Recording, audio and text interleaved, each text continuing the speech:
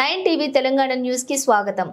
నిజాంపేట మండల కేంద్రం నుండి శనివారం మండల కాంగ్రెస్ నాయకులు మెదక్లో జరిగే కాంగ్రెస్ పార్టీ పార్లమెంట్ అభ్యర్థి నీలం మధు నామినేషన్ కు మద్దతుగా రాష్ట్ర ముఖ్యమంత్రి రేవంత్ రెడ్డి విచ్చేయుండటంతో మండల కాంగ్రెస్ శ్రేణులు పెద్ద ఎత్తున తరలి వెళ్లామన్నారు।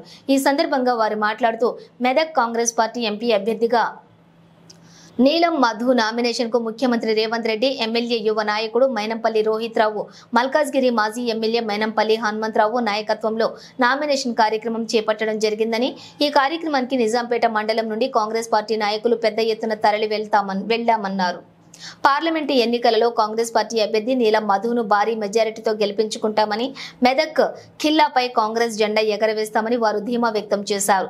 ఈ కార్యక్రమంలో జిల్లా కార్యదర్శి పంజా మహేందర్, పట్టణ అధ్యక్షులు నజీరుద్దీన్, వెల్దుర్తి వెంకటేష్ గౌడ్, బన్నీ గౌడ్, కాంగ్రెస్ నాయకులు తదితరులు పాల్గొన్నారు।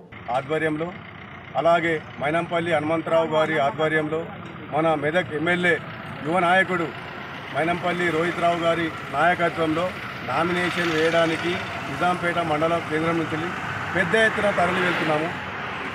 ఈ ఎన్నికల్లో ఎంపీ అభ్యర్థి నీలం మధు గారిని భారీ మేయర్తో గెలిపిస్తామని మేము పక్షాన కోరుతున్నాం। జై కాంగ్రెస్, జై కాంగ్రెస్, జై కాంగ్రెస్, జై కాంగ్రెస్।